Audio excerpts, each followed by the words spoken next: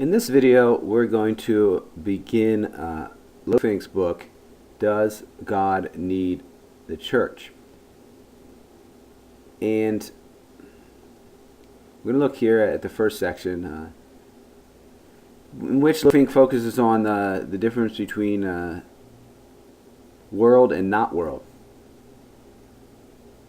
Right? Other ancient religions and how they worship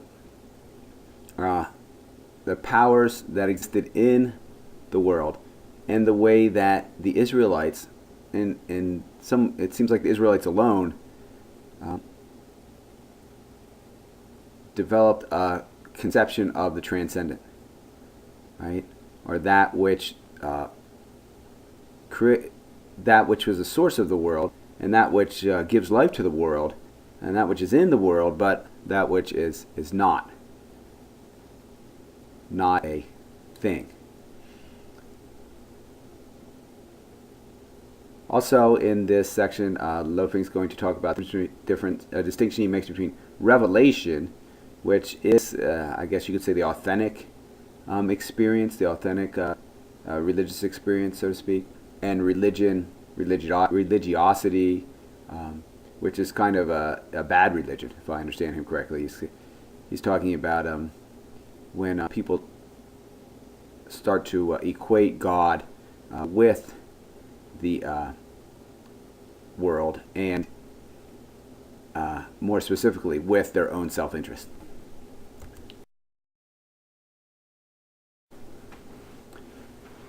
So Lofink starts here by saying, if we want to answer questions about, or even ask questions about who God is, or why there's evolution, or why would God permit sin and suffering. So we're getting a little foreshadowing here of what some of the issues we're going to look at in the text. He says you first need to understand why God chose to create a chosen people. And he said the Old Testament saw this too, because notice that the Old Testament didn't begin with Abraham. Right? The Old Testament is not like, here's the chosen people. The Old Testament begins with the stories of creation and the fall from grace. Right? So the Old Testament seemed to say, like, it wasn't enough just to know that there was a chosen people.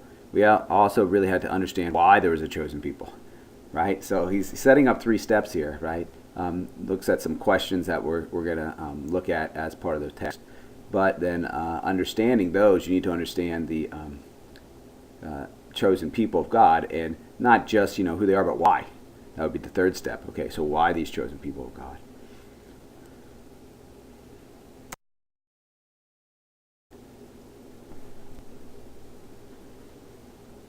So Lofink goes on to identify the difference between the Israelite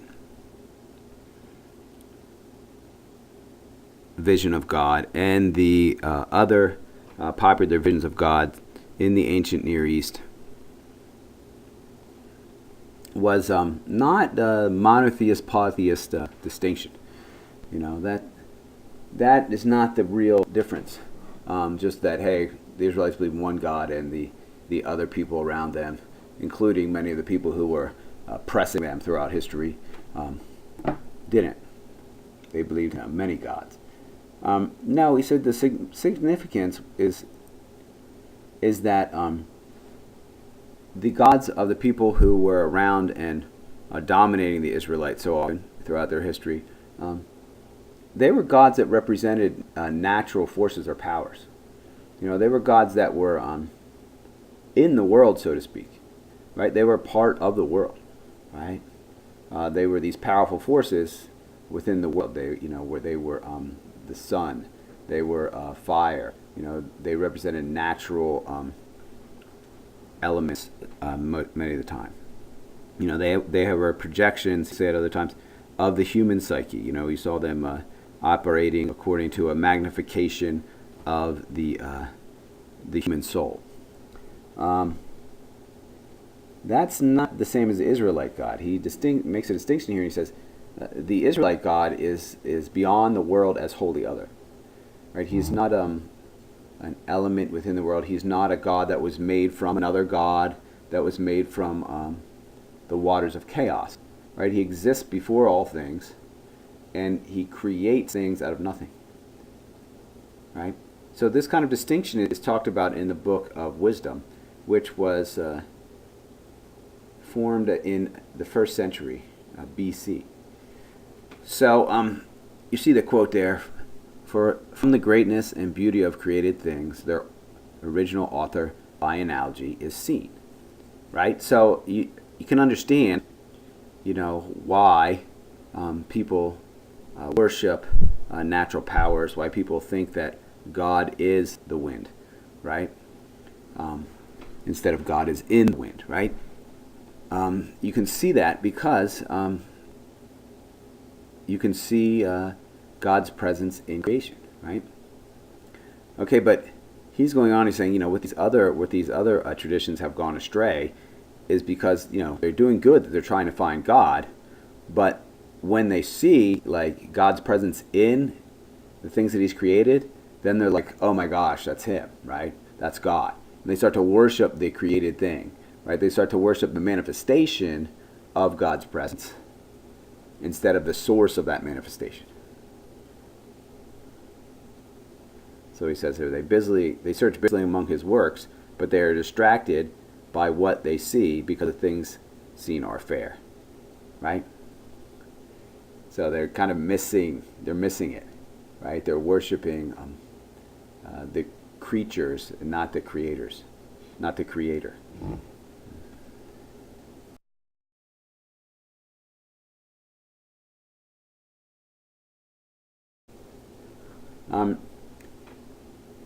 Lofink goes on to point out that even the Greek philosophers never really reached the concept of a genuine creation. They never really got to this, or they never really realized this concept of a transcendent reality that is the horizon of being for all perceptible reality, right? The closest they got was pantheism, and he quotes Strabo here, who was explaining Moses.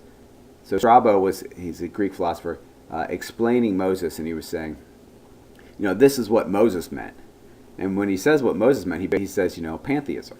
He says Moses meant like, Moses, brought this God to the Israelites who was, the heavens, basically, the universe, that which surrounded all the other things, the thing that encompassed all the other things, right? But notice he's still thinking about a thing. He doesn't get the idea of the no thing, right? The being that is nothing, right? The source of creation that is transcendent and imperceptible, right? The ancient Near Eastern creation myths also didn't get this. You see in the ancient Near Eastern creation myths, everything's being created out of the primordial chaos, something that's already there. Or God will be slain, and then there'll be other gods, or the earth or something will be made, or the moon or something will be made from their bodies, right? So it's always like these natural powers within the world, and they're building with blocks that are already there, right? So again, it's kind of world, right? The gods are not other. The gods are world. They exist within the world, and they are identified with the powers of the world.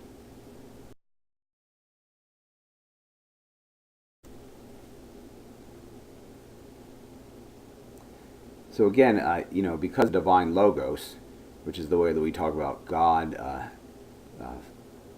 God's creation and presence in the world, filling the world, it seems like everything is divine, right? And that statement is true, in a certain sense. And if you're saying, hey, all things are expression of God, or all things are manifestation of God, but God is not contained in them, right? If you maintain a distinction between the source and the creation. The Israelites were the only ones who saw this transcendent source of being, right? A being with a big B, right? No thing, but being itself, which gives existence to small b beings, right? Things, actual little empirically verifiable objects, persons, stuff what we call that is in the world, right? But again, the source is not the world itself. It's not a being itself, right? It's that which created the world out of nothing. So again, here you see a big difference between the Greek philosophy and the other ancient Near Eastern myths and the Israelite vision of God. That God is beyond the world. God is transcends the world. He was there before the world, right, if we talk about in a temporal way, and he creates, right, from nothing. There's nothing there. He's not taking a dead God and turning it into the earth. He's not taking a primordial soup and forming things out of it. He's saying, bam, I'm going to create this. Now, bam, now I'm creating this, right? Something out of nothing. Right, and in Maccabees, again, also written around the 1st century BC, you see that this particularly Israelite idea within the Jewish literature, right? When the mother says to her son, "I beg you, child, to look at the heavens and earth and see all that is in them," right? So again, this is the heaven and earth, and they do surround everything, but they are not the ultimate reality, right? But is God, right, that made them not out of existing things, right? But he created them in nothing. He is other than the world.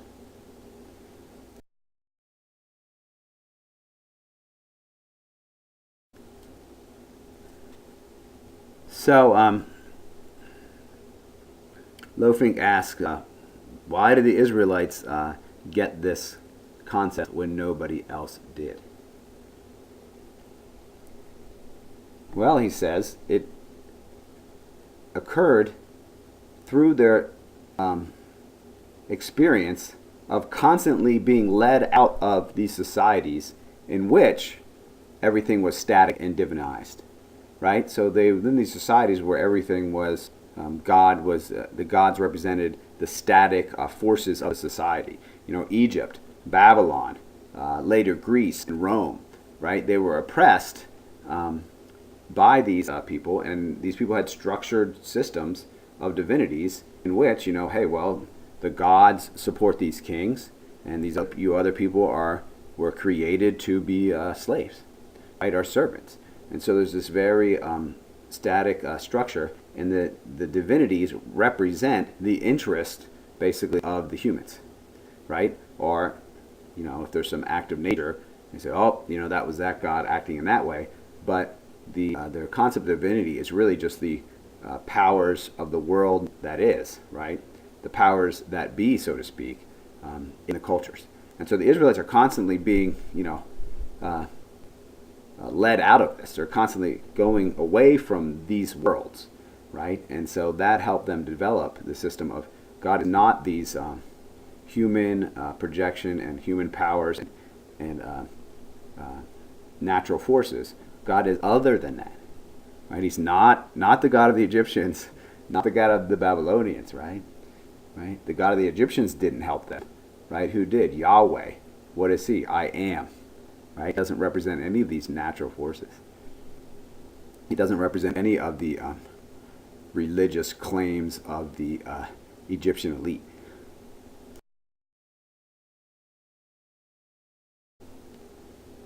And that moves Lofink into a distinction between religious or revelation and religion / religiosity / the religious. When he's talking about revelation, he's talking about what seems to be legitimate knowledge of the transcendent God. I'd say so. Legitimate, I say, in that it seems to reflect an authentic spiritual experience that the Israelites are expressed the authentic tradition. And then he talks about religion, which I think he means bad religion, right? And that's equating God and the world and a subtle self-affirmation of the human being. In other words, using ideas about God to justify the way things are, even if they don't go along with what might be authentic revelation, right? So what I get he's talking about here is kind of like, again, the way that the Egyptians would say, oh, well, you're supposed to be slaves of the Pharaoh because the Pharaoh is related to the sun god, and you were created to be a slave of the sun god. Sorry if that's a little crude, but those types of ideas were definitely in play in the ancient Near East, right? If you look at the Mesopotamian myth, you'll see, the humans were created to be slaves of the gods, and so, if the kings had some special privilege, maybe even some divine heritage there, and everybody else was supposed to be their slaves, right? So again, what is that? That's worldly power. That's the powers that be. That's the projection of human self-affirmation, right? Do we have versions of this today? Well, I would argue that the prosperity gospel, right, which is popular in the United States, the idea that if you follow God, then you get rewarded by money. So one derivative of this that I saw with an in-law once is, I was told, they never said this directly to me, but I was told that they believed that the United States was the richest country in the world because we followed Jesus the best, right? And some of these countries that have problems with poverty and other issues, the reason they have this problem is because they don't follow God as good as we do, right? So you can see the way that there's a self-affirmation of the human agenda there.